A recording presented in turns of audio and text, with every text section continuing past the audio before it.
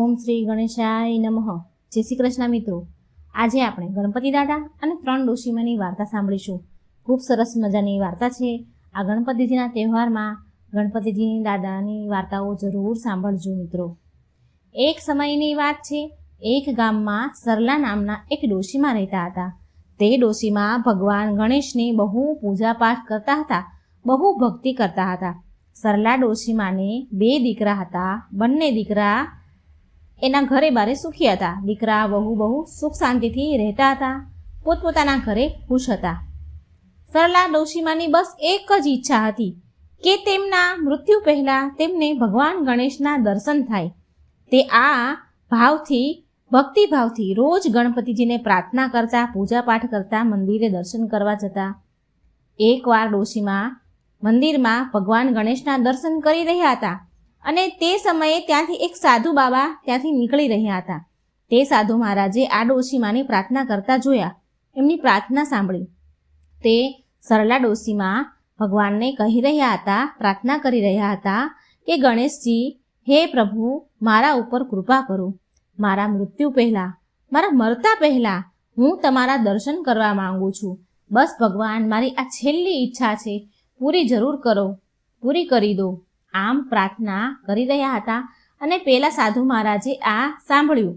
એટલે તે સાધુ મહારાજ ડોશીમાને કહેવા લાગ્યા કે માં, જો તમારે મોક્ષની પ્રાપ્તિ કરવી છે અને પ્રભુ ગણેશના દર્શન કરવા છે, તમે દર્શન કરવા માંગો છો, તો તમારે તીર્થયાત્રા કરવી જોઈએ. ભગવાન ગણેશના બધા જ મંદિરોમાં જઈને દર્શન કરવા જોઈએ. પ્રભુને પામવા માટે પ્રભુને સમર્પિત થવું જ પડે છે, ત્યારે પ્રભુ મળે છે. આ સાંભળી ડોશીમા બોલ્યા, જો આવું હોય ને તો હું ગણપતિજીના બધા જ મંદિરોમાં જઈને દર્શન કરીશ. દર્શન કરવા માટે હું જરૂર જઈશ, જો મને ભગવાન દર્શન આપે તો. પછી સરલા ડોશીમાએ તેમના છોકરાને તેમને યાત્રામાં જવું છે એવી ઈચ્છા જગાવી, એવું કહ્યું. એટલે તેમના છોકરાઓએ રાજી ખુશીથી તેમને માતાને, તે સરલા ડોશીમાને યાત્રામાં જવાની તેણે બધી જ વ્યવસ્થા કરી આપી. બધું જ સરસ મજાની વ્યવસ્થા કરી. અને એમના છોકરાઓ એમની માને કહે છે કે લો માં, આ તમારી તીર્થયાત્રાની ટિકિટ છે. તમે શાંતિથી, રાજી ખુશીથી તીર્થયાત્રામાં જાઓ અને પ્રભુના દર્શન કરો. સરલા ડોશીમાનો બીજો દીકરો બોલ્યો, માં, તમે એકલા યાત્રામાં કેવી રીતે જશો? કેવી રીતે કરશો? શું અમે કોઈ તમારી સાથે આવીએ માં? સરલા ડોશીમા બોલ્યા, ના ના ના, મારા વાલા દીકરાઓ, તમે અહીં રહી તમારા પરિવાર અને બાળકોને સંભાળો, તમારી ઘર ગૃહસ્થીને સંભાળો. હું શાંતિથી યાત્રા કરી આવીશ. તેમની વહુ બોલી, માજી, અમને તમારી બહુ યાદ આવશે. તમે જલ્દી આવજો અને અમે તમારી વાટ જોઈશું. પછી સરલા ડોશીમા તેમના દીકરાઓને ગળે મળીને ખુશ થયા, ખૂબ વાલ કર્યો, જેમ કે જ્યારે ફરી ક્યારે પાછા આવવાના જ નથી તેમ એ બધાને ગળે મળ્યા. ઘરના બધા સભ્યોને હળી મળીને એ ગયા. પછી યાત્રામાં જવા નીકળી ગયા.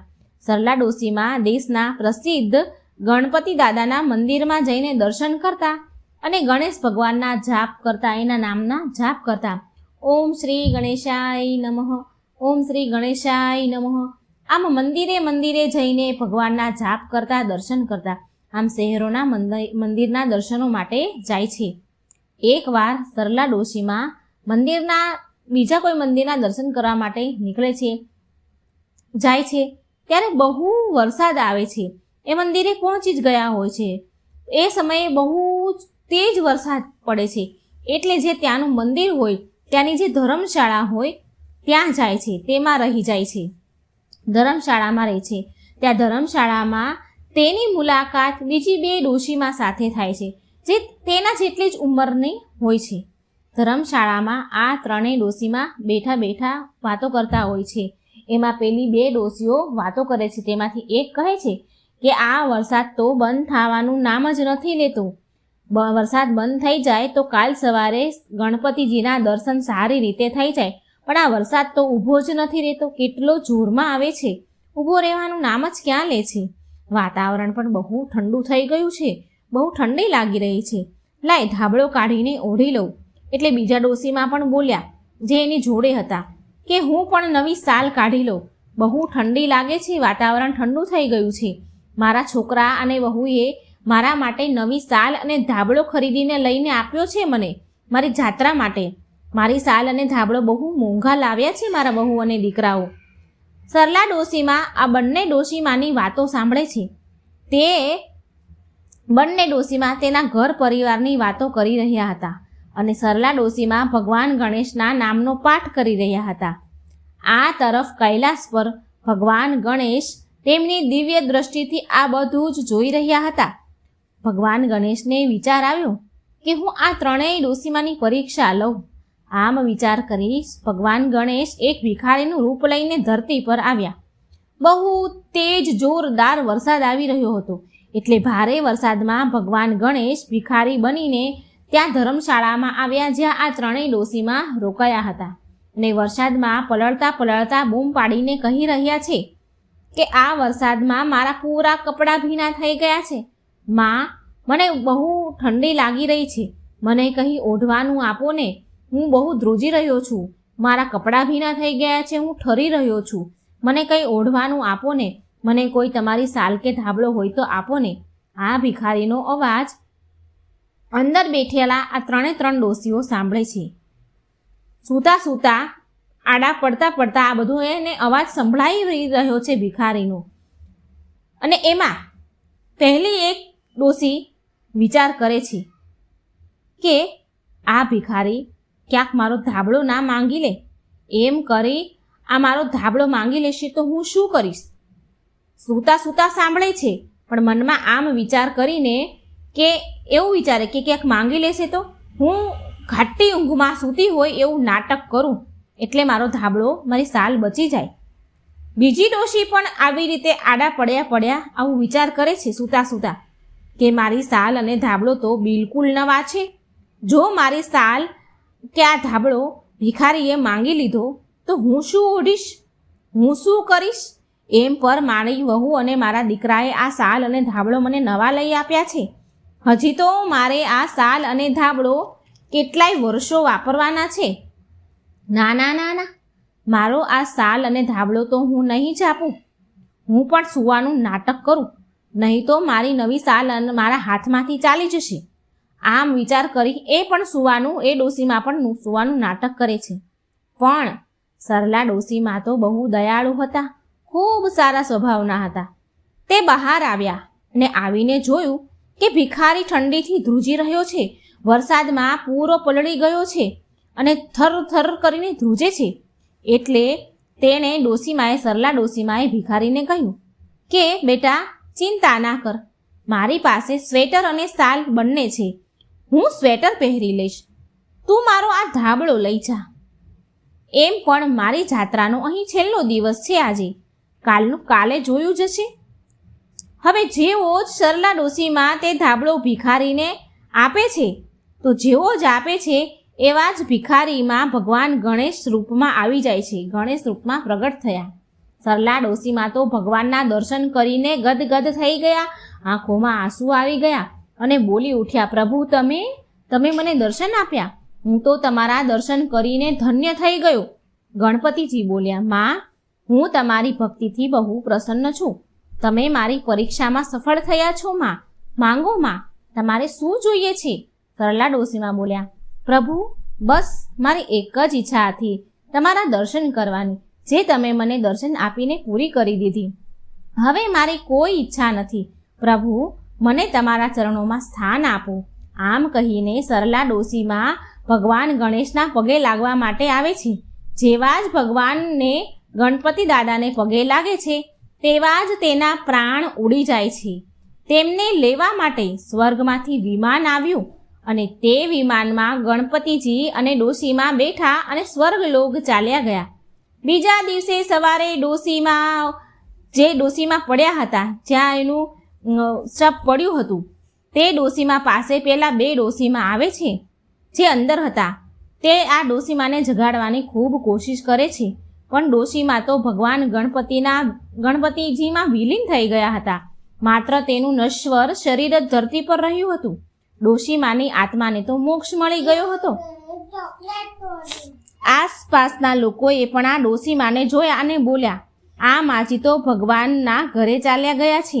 પછી પેલી બે ડોશીઓ મંદિરના દર્શન કરીને પોતપોતાને ઘરે ગઈ અને સરલા ડોશીમાના વહુ અને દીકરાએ તેની માતાના અંતિમ સંસ્કાર કર્યા. તેમના દીકરાઓ જાણતા હતા કે તેમની માતાની આત્માને ભગવાન ગણેશે મોક્ષ પ્રદાન કરી દીધો છે. તો મિત્રો, આ હતી સરસ મજાની ગણપતિજી અને ડોશીમાની વાર્તા. જો મારી વાર્તા સારી લાગે તો મારી ચેનલને લાઇક, સબસ્ક્રાઈબ અને શેર જરૂર કરજો. કોમેન્ટ બોક્સમાં ગણપતિજીનું નામ જરૂર લખજો. તો આજે આપણે સાંભળીશું ભગવાન ગણેશે તોડ્યો કુબેરજીનો અભિમાન, એમનો ઘમંડ ચૂર ચૂર કર્યો. સરસ મજાની વાર્તા છે મિત્રો, પૂરા ધ્યાનથી મનથી સાંભળજો. એકદંત ભગવંત ગણપતિ નમો નમઃ, વક્રતુંડ ગણરાય ગણપતિ નમો નમઃ, સુપકર્ણ ગજકર્ણ ગણપતિ નમો નમઃ, ભાલચંદ્ર લંબોદર ગણપતિ નમો નમઃ. ઓમ નમઃ શિવાય. બોલો ગૌરી પુત્ર ગણેશની જય, ભગવાન શિવની જય. ભગવાન ગણેશે તોડ્યો કુબેરજીનો ઘમંડ. આ વાર્તા છે ભગવાન બાળ ગણેશ અને કુબેર દેવની. કુબેર ધનના દેવતા છે, જેને ધન સંપત્તિની કોઈ અછત ન હતી, પણ એમને એક દિવસ ધન સંપત્તિનું અભિમાન થઈ ગયું. આ ધન સંપત્તિનો પરિચય આપવા માટે કૈલાસ પર આવ્યા અને કુબેરજી ભગવાન બોલ્યા, હે ભોળાનાથ, હું તમારી પાસે એક વિનંતી લઈને આવ્યો છું. કૃપા કરી તમે મારા આલીશાન મહેલમાં પધારો અને ભોજન ગ્રહણ કરો. હું તમને ભોજનનું આમંત્રણ આપવા આવ્યો છું. મહાદેવ, હે મા પાર્વતી, પ્રભુ તમે અને માતા પાર્વતી બંને મારા મહેલમાં પધારો અને ભોજન ગ્રહણ કરો. આવી મારી ઈચ્છા છે. આટલી મારી ઈચ્છા પૂરી કરી દો ભગવાન. પ્રભુ શંકર ભગવાન કુબેરના મનની વાત જાણી ગયા. ભગવાન ભોળાનાથ જાણે છે કે કુબેર જમવાનું આમંત્રણ આપીને પોતાની ધન સંપત્તિનો પરિચય આપવા માંગે છે. માટે શંકર ભગવાન કુબેરજીને કહે છે, કુબેરજી, અમે તમારા આમંત્રણનો સ્વીકાર કરીએ છીએ, પરંતુ આ બધા જ ભક્તગણો, આખી ધરતી જેના પર હું કૈલાસ પરથી ધ્યાન રાખું છું, તે બધા સજીવો, આ આખી સૃષ્ટિ મારી છે અને હું આ કૈલાસ પર્વત છોડીને નથી જઈ શકતો. હું તમારા નિમંત્રણનો સ્વીકાર કરું છું, પરંતુ હું કૈલાસ પર્વત છોડીને નહીં આવી શકું. કુબેરજી બોલ્યા, મા પાર્વતી, તમે તો આવી શકો છો ને? કૃપા કરી માતા, મારા ભોજનના આમંત્રણનો સ્વીકાર કરો. પાર્વતીજી બોલ્યા, અમે તમારું અને તમારા આમંત્રણનો આદર કરીએ છીએ કુબેરજી, પરંતુ જ્યાં ભગવાન શિવ ન હોય, મારા સ્વામી ના જાય, ત્યાં હું પણ ન જઈ શકું.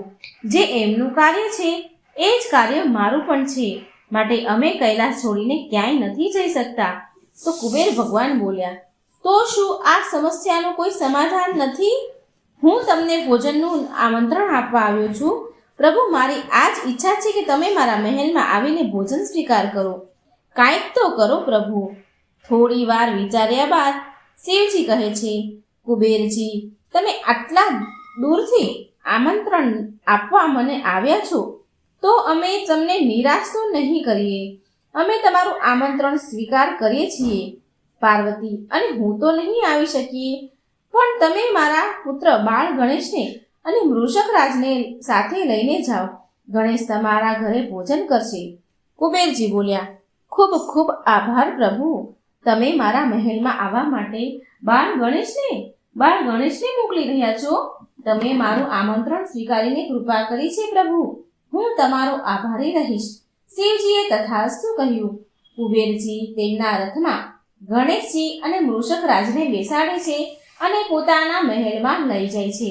અને મહેલમાં પહોંચતા જ મૂષકરાજ કહે છે કે, હે ગણેશજી, આ મહેલ તો કેટલો બધો મોટો છે અને કેટલો સુંદર છે. જુઓ, અહીં તો સોનાની ઈંટો પણ લાગેલી છે. કુબેરજી બહુ મોટા માણસ છે, ધનવાન છે, ધનના દેવતા જો છે. ગણેશજી કહે છે, હે મૂષકરાજ, મને આ બધી વસ્તુ ઉપર જરા પણ મોહ નથી, આકર્ષણ નથી. આપણે તો અહીં પેટ ભરીને ખાવા માટે આવ્યા છીએ. કુબેરજીએ આપણને આમંત્રણ આપ્યું છે, ચાલો આપણે ખાવા માટે જઈએ. કુબેરજી બોલ્યા, ગણેશજી, તમે અહીં નહીં બેસો. મેં તો તમારા માટે બેસવા માટે સોનાનું સિંહાસન બનાવ્યું છે. આ સોનાના સિંહાસન પર બેસીને તમે ખાવાનું ખાઓ. ગણેશજી બોલ્યા, અરે વાહ કુબેરજી, વાહ કુબેર મહારાજ, આ તો બહુ સારી વાત છે. જેવી તમારી ઈચ્છા, મને તો બસ ખાવાનું જોઈએ છે. થોડી વારમાં કુબેરજીના સેવકો બહુ બધું ખાવાનું લઈને આવ્યા. કુબેરજી બોલ્યા, લો લો ગણેશજી, આ સ્વાદિષ્ટ લાડુ ખાઓ. મને ખબર છે કે તમને લાડુ ખૂબ જ ભાવે છે. ગણેશજીએ એક જ સાથે એક ઝટકામાં બધા જ લાડુ પૂરા કરી દીધા. બધા જ લાડુ ખાઈ ગયા. આવી જ રીતે દાળ ભાત, બધા શાક, પૂરી જે પણ બનાવ્યું હતું એ બધું જ ખાઈ ગયા. પણ છતાંય ગણેશજીની ભૂખ મટતી નથી. કુબેરજી હસીને બોલ્યા કે હજી તમારે શું જોઈએ છે બાળ ગણેશ? બોલો, શું ખાવા માંગો છો? અમારે ત્યાં ખાવાની જરાય અછત નથી. કુબેર જ્યારે આમ બોલે છે ત્યારે બાળ ગણેશ તેના મનની વાત જાણી જાય છે અને એ મનોમન કહે છે કે અચ્છા, તો આમ વાત છે. આટલું અભિમાન પોતાની સંપત્તિ પર! હવે તો કુબેરજીને પાઠ ભણાવવો જ પડશે. મનમાં ને મનમાં શ્રી ગણેશ આવું બોલી રહ્યા છે અને ગણેશ બોલ્યા, કુબેરજી, હજી સુધી મારું પેટ બિલકુલ નથી ભરાયું. મને તો હજી પણ ભૂખ લાગી છે. બીજું કંઈ ખાવાનું લાવો. કુબેર બોલ્યા, હા હા, કેમ નહીં? તમારા માટે હજુ ખાવાનું મંગાવું છું. તમે કુબેરના મહેલમાં છો. કુબેરના મહેલમાં અહીં કોઈ વસ્તુની જરાય અછત નથી. સેવકો, ગણેશજી માટે હજુ ભોજનની વ્યવસ્થા કરો. આમ મહેલનો આખોય ભંડાર ખાલી થઈ જાય છે. બધું જ અનાજ ખાલી થઈ જાય છે. બધા સાથીઓ, રસોઈયાઓ, સેવકો પરસેવેથી રેબઝેબ થઈ જાય છે. જમવાનું બનાવીને કંટાળી જાય છે. છેવટે રસોઈયા આવીને કુબેરજીને કહે છે કે મહારાજ કુબેર, અનાજનો ભંડાર ખાલી થઈ ગયો છે. હવે શું કરીશું? કુબેરજી બોલ્યા, જાઓ, ગામમાંથી બધું જ અનાજ ઉપાડીને લાવો. સાક્ષાત ગણેશજી આપણા ઘેર ભોજન કરવા આવ્યા છે.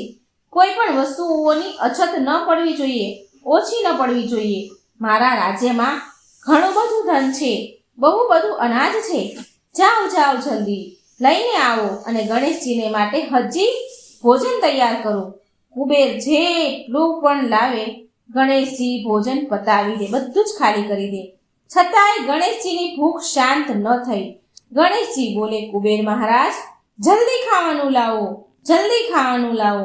મને બહુ જોરમાં ભૂખ લાગી છે. નહીં તો હું અહીંયાની બધી જ વસ્તુઓ ખાઈ જઈશ. જોતામાં તો ગણેશજીએ ત્યાંના બધા જ સિંહાસનો, ખુરશીઓ, મહેલની નાની મોટી વસ્તુઓ, વાસણો બધું જ ગળી જાય છે. છતાંય એમની ભૂખ શાંત નથી થતી. છેવટે આખો મહેલ ખાલી થઈ જાય છે. હરેક વસ્તુ મહેલની શ્રી ગણેશ ગળી જાય છે અને કુબેરજીને કહે છે, મારી ભૂખ તો શાંત જ નથી થતી. કુબેરજી, જો તમે મારી ભૂખ સમાવી નહીં શકો તો હું તમને પણ ખાઈ જઈશ. જલ્દીથી કંઈ ખાવાનું મંગાવો, નહીં તો હું તમને ખાઈ જઈશ.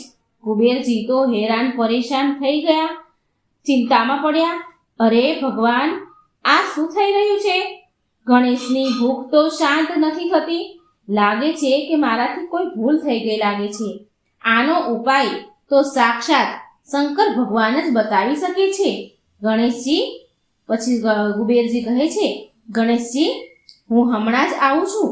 તમારા માટે કંઈ ખાવાનું લઈ આવું છું. તમે શાંત થઈ જાઓ, તમે ક્રોધે ન થશો. તમે શાંત થઈ જાઓ ગણેશજી. કુબેરજી તેનો રથ કાઢ્યો અને સીધા કૈલાસ પર્વત પર પહોંચ્યા અને ભગવાન શિવને કહે છે, હે ભગવાન, મારાથી કઈ ભૂલ થઈ ગઈ છે? મને ખાવાની ધમકી આપે છે ગણેશજી, અને જો મેં એને ખાવા નહીં આપ્યું તો હું એને ખાઈશ, એ મને ખાઈ જશે એવું મને કહી રહ્યા છે ગણેશજી. મેં તો આખો એ ભંડાર ખાલી કરી દીધો છે. આખા મહેલમાં જે પણ વસ્તુ હતી એ બધું ખાલી કરી દીધું છે અને હજી પણ ગણેશજીની ભૂખ શમી નથી રહી, શાંત નથી થતી. પ્રભુ શિવજી, મને બચાવી લો, નહીં તો ગણેશજી મને ખાઈ જશે. શિવજી બોલ્યા, કુબેરજી, તમે તો ધનના દેવતા છો, પણ મેં તમારા મનની વાત જાણી લીધી હતી. તમે તમારી સંપત્તિનો દેખાડો કરવા મને આમંત્રણ આપવા આવ્યા હતા. અમે બાળ ગણેશને મોકલી આપ્યા અને એનો જ દંડ અત્યારે તમને મળી રહ્યો છે. તમને તમારી સંપત્તિનું અભિમાન થઈ ગયું હતું અને ઘમંડમાં ચૂર થઈ ગયા હતા. હવે જો તમારી બધી જ સંપત્તિને દાવ પર લાવી દેશો ને તો પણ દાવ પર મૂકી દેશો ને તો પણ ગણેશજીની ભૂખ તમે શાંત નહીં કરી શકો. આ તો થઈને જ રહેવાનું હતું. કુબેરજી, તમને ઘમંડ જો થયો તો? કુબેરજી બોલ્યા, હે માં પાર્વતી, તમે તો કંઈક કરો, કંઈક ઉપાય બતાવો. માં, મારાથી બહુ મોટી ભૂલ થઈ ગઈ છે.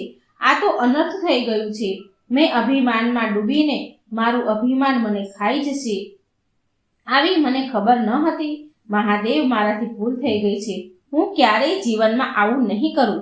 આ સંપત્તિનો સાચો ઉપયોગ કરીશ બધાની મદદ કરવા માટે, અને હું મારી સંપત્તિનું પ્રદર્શન કરવા માટે જરાય હું ઘમંડ નહીં કરું. મારી સંપત્તિને હું સારી જગ્યાએ વાપરીશ. તમને આમંત્રણ આપવા માટે, હું મારું સંપત્તિનું પ્રદર્શન કરવા માટે જ હું તમને આમંત્રણ આપવા માટે આવ્યો હતો. મને માફ કરો મહાદેવ. હે માં પાર્વતી, મને બચાવી લો.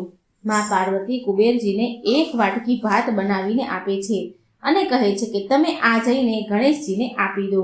કુબેરજી બોલ્યા, પણ માતા, શું આ એક વાટકી ભાતથી ગણેશજીની ભૂખ શમી જશે? કુબેરજી બોલે છે. માં પાર્વતી બોલ્યા, કુબેરજી, હા, જેમ અમે કહ્યું છે તમે તેવું જ કરશો. માતા પાર્વતીએ બનાવેલા એક વાટકી ભાત લઈને કુબેરજી પાછા મહેલમાં આવ્યા અને ગણેશજીના હાથમાં એ એક વાટકી ભાત આપી દીધા. અને એ ભાત ખાતા જ બાળ ગણેશ બોલ્યા, અરે, આ તો બહુ સ્વાદિષ્ટ છે. મારું તો પેટ જ ભરાઈ ગયું. હું ધરાઈ ગયો. હવે મને બીજું કંઈ નથી જોઈતું. હવે મને બહુ ઊંઘ આવી રહી છે. આટલા બધા પકવાનો ખાધા, પણ આ ભાત જેવો સ્વાદ તો કશામાંય ન હતો. આનાથી તો મારી આત્મા સંતોષ પામી છે. મારી આત્મા તૃપ્ત થઈ ગઈ. મારી ભૂખ શાંત થઈ ગઈ. કુબેરજી, હવે અમારે નીકળવું જોઈએ. કુબેરજી સમજી ગયા કે મમતાથી બનાવેલો માતા પાર્વતીનો ભાત ગણેશજીની ભૂખ શાંત કરી શક્યો. જે મારી બધી જ સંપત્તિ ભંડાર ખાલી થઈ ગયા છતાં પણ એ ભૂખ શાંત ન કરી શક્યા. કુબેરજી બોલ્યા, મને માફ કરી દો ગણેશજી. મને મારી સંપત્તિ પર અભિમાન થઈ ગયો હતો. કદાચ એટલે જ શિવજીએ આમંત્રણ સ્વીકારીને તમને મારા ઘરે મોકલ્યા અને તમે મારું અભિમાન ચૂર ચૂર કરી નાખ્યું. મને બહુ ધનનું અભિમાન હતું. આજ પછી હું ક્યારેય અભિમાન કે ઘમંડ નહીં કરું. ગણેશજી આભાર માનીને પોતાના ઘરે કૈલાસ પર્વત પર ચાલ્યા ગયા અને ગણેશજી ત્યાં આવીને માં પાર્વતીને કહે છે, હે માં, મને તમારો એક વાટકી બનાવેલો ભાત જો ન મળત ને તો હું તો કુબેરને જ ગળી જાત. મહાદેવ બોલ્યા, હા હા ગણેશજી, તમે તે તો પિતા અને માતાના મનની વાતને બરાબર તમે સમજી ગયા અને કુબેરજીના અભિમાનને તોડી નાખ્યો. હવે કુબેર ક્યારેય આવું નહીં કરે. અને આવી રીતે ગણેશજી કુબેરજીના અભિમાનને તોડી નાખે છે. અને હંમેશા આપણે ધન સંપત્તિનો ઉપયોગ બીજાની મદદ માટે કરવો જોઈએ. સંપત્તિને બતાવવા માટે બિલકુલ ન કરવો જોઈએ, કારણ કે ઘમંડ તો ક્યારેય કોઈનો ભગવાન રહેવા દેતા નથી, તોડીને જ રહે છે. જય શ્રી ગણેશ. મિત્રો, તમને આ વાર્તા કેવી લાગી કમેન્ટ બોક્સમાં જરૂર જણાવજો અને વિડીયો લાઈક કરજો, શેર કરજો અને પુણ્ય ફળ મેળવજો. ચેનલને સબસ્ક્રાઇબ કરવાનું ભૂલશો નહીં. મિત્રો, તમે શું જાણો છો કે ગણપતિજી એ શ્રી કૃષ્ણ ભગવાનનો જ અવતાર છે? શ્રી ભગવાન વિષ્ણુના અવતાર છે? તો આ રહસ્યમય કથા ખૂબ સુંદર કથા છે. પૂરા ધ્યાનથી સાંભળજો. ભગવાન ગણેશની કથાઓ મંગળવાર, બુધવાર, ગણેશ ઉત્સવમાં સાંભળવાનો ખૂબ જ અનેરો મહિમા છે. અને આમ તો મિત્રો 7 દિવસ ભગવાન ગણેશની કથા સાંભળવી જોઈએ. આપણું તન મન બંને પવિત્ર થાય છે અને ભગવાન ગણેશ પ્રસન્ન થાય છે અને આપણા વિઘ્ન દૂર કરે છે. તો બોલો ભગવાન શ્રી ગણેશની જય. ઓમ નમો ભગવતે વાસુદેવાય. હર હર મહાદેવ. શ્રી ગણેશ એક શુભ નામ, જે બધા જ શુભ કાર્ય કરતા પહેલા લેવામાં આવે છે.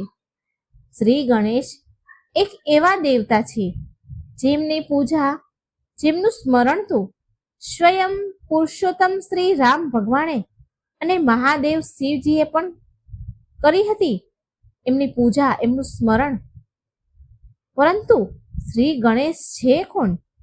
આ પ્રશ્ન એટલા માટે ઉદ્ભવે છે કે સ્વયં દેવી પાર્વતી અને મહાદેવના જ્યારે વિવાહ થયા હતા એ સમયે પણ શ્રી ગણેશજીની પૂજા કરવામાં આવી હતી. પરંતુ શ્રી ગણેશ તો શિવજી અને માતા પાર્વતીના પુત્ર છે, તો એમના વિવાહમાં એમની પૂજા કેવી રીતે થઈ? આ પ્રશ્ન તમને બધાને જ ઉદ્ભવ્યો હશે. તો આપણે સાંભળીએ કથા. ગણનાયક, વિનાયક, ગણાધીશ, વિઘ્નહર્તા શ્રી ગણેશથી જોડાયેલી રહસ્યમય કથા, પાવન કથા અને અદ્ભુત કથાના માધ્યમથી જાણીએ આ રહસ્ય. જય શ્રી ગણેશ. કુમાર કાર્તિકેય દૈત્યરાજ તારકાસુરને એક ભયંકર યુદ્ધ બાદ સમાપ્ત કરી દીધો હતો. તારકાસુર અને કુમાર કાર્તિકેય વચ્ચે ખૂબ મહાભયંકર યુદ્ધ થયું હતું. એમાં કાર્તિકેયે દૈત્યરાજ તારકાસુરને મારી નાખ્યો હતો. તારકાસુરના વધથી ચારે બાજુ હર્ષ, ઉલ્લાસ, આનંદનું વાતાવરણ છવાઈ ગયું હતું.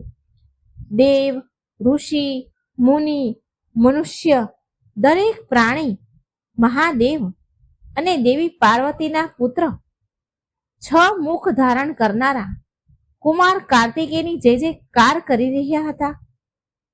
બ્રહ્મદેવ અને અન્ય દેવતાઓ સાથે મળીને કૈલાસ પહોંચ્યા. પિતા મહાદેવ અને માતા આદિ શક્તિ દેવી પાર્વતીના ચરણ સ્પર્શ કરી પ્રણામ કર્યા. કુમાર કાર્તિકેયે પોતાના પુત્રની આ મહાન વિજયથી, સમસ્ત જગત માટે કરેલા આ પાવન કાર્યથી ભોળાનાથ અને પ્રાણ શક્તિમાં પાર્વતી બંને બહુ પ્રસન્ન થયા. માતા પાર્વતીએ તેના પુત્રને ગળે લગાડ્યા. મહાદેવ કુમાર કાર્તિકેયને તેના ખોળામાં બેસાડીને તેમના માથા ઉપર વારંવાર હાથ ફેરવતા છે, અનેકો આશીર્વાદ આપતા હતા. કુમાર કાર્તિકેયના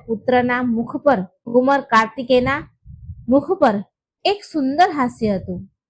એ તેમના મનમાં આનંદ અનુભવી રહ્યા હતા, મનના આનંદનો પરિચય આપી રહ્યા હતા.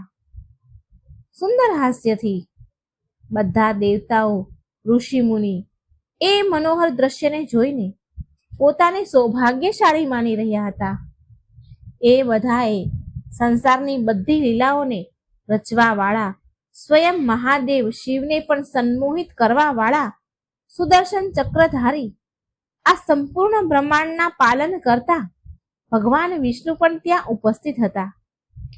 જ્યારે એ બધા આ સુંદર દ્રશ્યને નિહાળી રહ્યા હતા ત્યારે આવનારા સમયને જાણતા, સંસારની ભલાઈને ધ્યાનમાં રાખતા ભગવાન શ્રી હરિ વિષ્ણુએ એક વિચિત્ર લીલા રચી. શ્રી હરિએ તેમના મનમાં વિચાર કર્યો કે એમને પણ ક્યારેક દેવોના દેવ મહાદેવ શિવજીના ખોળામાં રમવાનું અવસર મળે. દેવોના દેવ મહાદેવ શિવજીના ખોળામાં રમવાનું અને દેવી ભગવતી માં પાર્વતીથી મમતા ભરેલ સ્નેહનું સૌભાગ્ય પ્રાપ્ત થાય. આવો વિચાર શ્રી હરિ માત્ર એમના મનમાં કરી રહ્યા હતા. એમના મન સુધી રાખ્યો આ વિચાર એમણે. પરંતુ એ જાણતા હતા કે મહેશ્વરી દેવી પાર્વતી તો સ્વયં મમતા બની બધા પ્રાણીઓમાં રહે છે. એ કેવી રીતે ભગવાન વિષ્ણુના મનમાં આવે? આ પવિત્ર વિચારને નહીં જાણી શકી. એ થયું આવું જ. માતા પાર્વતીએ ભગવાનના મનની વાત જાણી લીધી અને તેમને વરદાન આપતા કહ્યું, તથાસ્તુ, તમે જલ્દી જ મારા પુત્ર બનશો. મિત્રો, કદાચ તમારા મનમાં પણ આવો જ એક વિચાર આવ્યો હશે કે શ્રી હરિ ભગવાન વિષ્ણુ દેવી પાર્વતીના પુત્ર આવું ક્યારે થયું? તો આવો સાંભળીએ આગળ શું થયું. હવે થોડા સમય બાદ એક દિવસ મહાદેવ એમના ગણો સહિત ક્યાંક ગયા હતા. એ સમયે શ્રી હરિ ભગવાન વિષ્ણુની લીલાના કારણે અને આદિ શક્તિના ઈચ્છાથી દેવી પાર્વતીએ તેમના શરીર પર હળદરનો લેપ લગાવવાનું એમને વિચાર્યું. લીલાધરે એક વિચિત્ર લીલા રચી. આ પૂરા બ્રહ્માંડની, પૂરા સંસારની દુર્ગા રૂપે રક્ષણ કરનારા, દુષ્ટોનો કાળી રૂપમાં સંહાર કરવા વાળી સ્વયં માં ભગવતી, માં પાર્વતીના મનમાં, એમના ભવનમાં, એમના ઘરની સુરક્ષાનો એમને વિચાર આવ્યો. એ જ સમયે માને ભગવાન વિષ્ણુના મનની ઈચ્છા પર પણ ધ્યાન પડ્યું. એ પણ વિચાર કર્યો. ત્યારે દેવીએ તેમના શરીર પર લગાવેલ હળદરનો જે લેપ હતો એનાથી એક સુંદર શ્રી હરિ નારાયણ રૂપી બાળકનું નિર્માણ કર્યું. અને એ જ સમયે શ્રી હરિ વિષ્ણુએ આદિશક્તિ માતા પાર્વતીના શરીરથી નીકળેલ ઉપટન એટલે કે હલ્દીથી બનેલા એ બાળકને એમના દિવ્ય તેજથી પ્રાણના રૂપમાં સ્થાપિત કર્યા. એ જે હળદરનું જેમને સુંદર તેજવાળી મૂર્તિ બનાવી એમાં જ એમને પ્રાણ સ્થાપિત કર્યા. સંપૂર્ણ સંસારના જનક બ્રહ્માદેવને પણ જેને જન્મ આપ્યો છે, જેણે આ સંસારની રચના કરી છે, એ વાસુદેવ શ્રી હરિ વિષ્ણુના હરિદ્રા અવતાર હતા. જે હળદરમાંથી બન્યા હતા એટલે હરિદ્રા અવતાર કહેવાય છે તેને. તથા સર્વશક્તિમાન આદિ શક્તિ દેવી પાર્વતીના શરીરમાંથી પ્રગટ થયા. એ બાળકનું નામ માં જગદંબાએ પોતે શ્રી ગણેશ રાખ્યું. ગૌરી પુત્ર ગણેશ.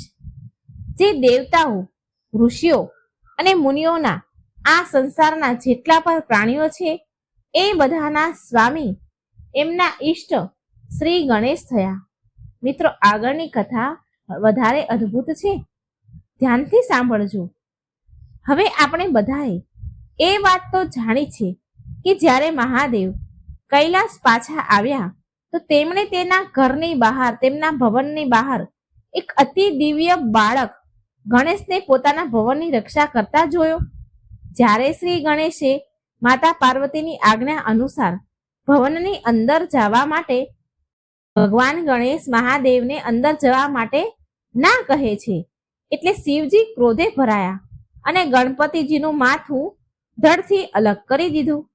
ત્યારબાદ માં પાર્વતી ખૂબ ક્રોધે ભરાયા.